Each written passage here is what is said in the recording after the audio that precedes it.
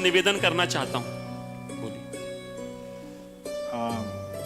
ऐसा मेरा अनुभव है कि अगर 3-4 साल से, पिछले 3-4 साल से देख रहे हैं कि जब जब भजन करते समय अगर ब्रह्मचर्य को धीरे धीरे बढ़ाते हैं तो उसी हिसाब से थोड़ा आनंद भी बढ़ता चला जाता है। लेकिन हम चूंकि गृहस्थ हैं, कभी कभी सामने जीवन साथी के मन में इसके प्रति दुख वृत्ति, असंतोष वृत्ति और मतलब क्लेश भाव उत्पन्न होने लगता है, जिससे मुझे भी ये लगता है कि भाई सामने वाले जीव पर भी दया करना भी हमारा धर्म है। विवाह हुआ है तो उसका भी धर्म है, और अगर वैसा करने पर फिर हमारे इधर आनंद में, ब्रह्मचर्य में बाधा पड़ती है। इस दोनों चीज को हम तोल मोल के कैसे मतलब गृहस्थ में इसमें आवश्यकता है अपने जीवन साथी को अपने अनुकूल बनाना, और वो प्यार से। ऐसा नहीं कि आप हठपूर्वक ब्रह्मचर्य धारण करें और वो व्यभिचार प्रवृत्ति से चिंतन करती रहे, तो ये भी उचित नहीं है। क्योंकि आपने सदगृहस्थी का आश्रय लिया तो आप शरीर से निरपेक्ष होकर के शास्त्र सिद्धांत के अनुसार समागम कीजिए और धीरे से उसे अपने अनुकूल लाइए, और धीरे धीरे उसके दिमाग में बैठा लिए कि ये क्रिया ही केवल सुखदायी नहीं है, इससे ऊपर भी कोई सुख है। यदि संतानोत्पत्ति के लिए दोनों की ऐसी लालसा है तो निंदनीय नहीं है। संतान उत्पन्न करके सृष्टि के ये जो क्रम है, ये भगवान की पूजा होती है। अगर संतानोत्पत्ति की क्रिया पूरी हो चुकी है कि अब हमें संतान नहीं चाहिए और फिर कामाशक्त होके हो रहे, तो दोनों मिलकर के समझौता कीजिए, शास्त्रीय सिद्धांतों के अनुसार अपने मन को शांत करने की चेष्टा कीजिए। और जब कभी आप इस सिद्धांत से फेल हो जाते तो अपराध नहीं लगेगा, क्योंकि आप गृहस्थ हैं। पुनः सावधानी पूर्वक धीरे धीरे उसको अनुकूल बनाना ही होगा। हाँ, यदि कहीं ऐसी स्थिति आ जाए कि वो भजन विमुख होकर के एकदम अधर्माचरण में, तो फिर आप प्रभु से प्रार्थना करके आप उदासीन हो सकते हैं। हे नाथ, आप देखो आपका कार्य, मैं आपको नहीं छोड़ सकता, आपका चिंतन नहीं छोड़ सकता, आपके चरणारविंद को नहीं छोड़ सकता, आप जो चाहो आप करो। वो तब बाद की बात है, लेकिन अभी आपको ऐसा करना होगा।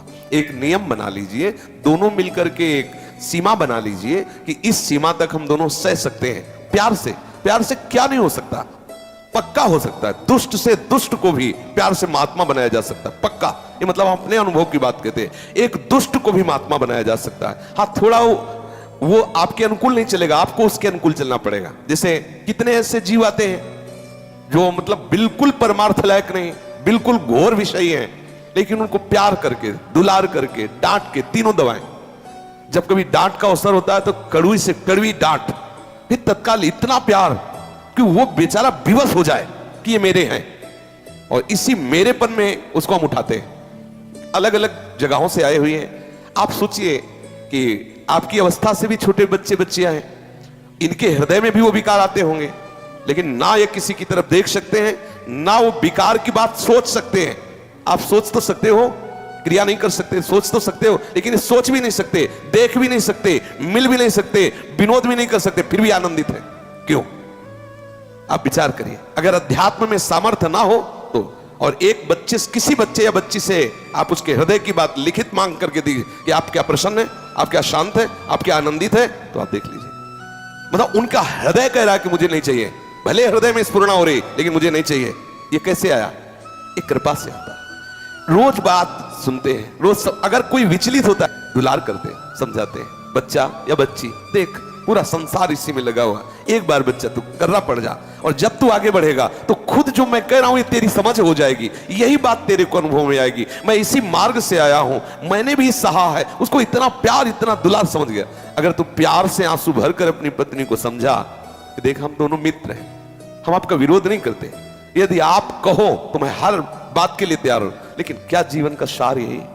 थोड़ी देर विचार कीजिए और उसको अनुकूल करके आप ले चले। अगर प्रतिकूल करेंगे तो नेगेटिव भाव उसको गिरा सकता है। वो जीव पतित हो, ऐसा हम भी नहीं चाहेंगे, वो भी आपके अनुकूल चले।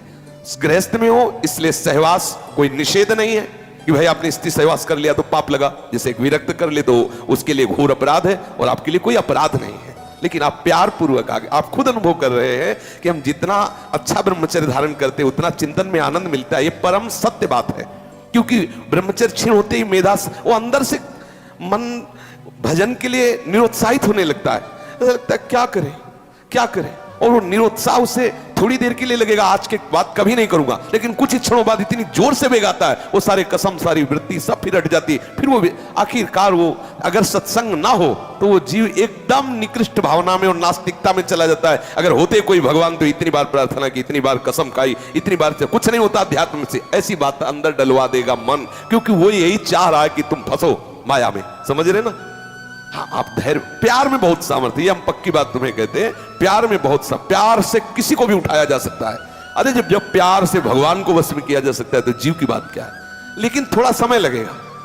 अगर आप एकदम तो ऐसे नहीं, धीरे से, पहले किसी को अपने अनुकूल करना तो पहले आपको अनुकूल होना होगा। आप उसके अनुकूल होइए, उसकी मनोवृत्ति को घसीटिए, फिर उसको आप अपने अनुकूल कर लीजिए।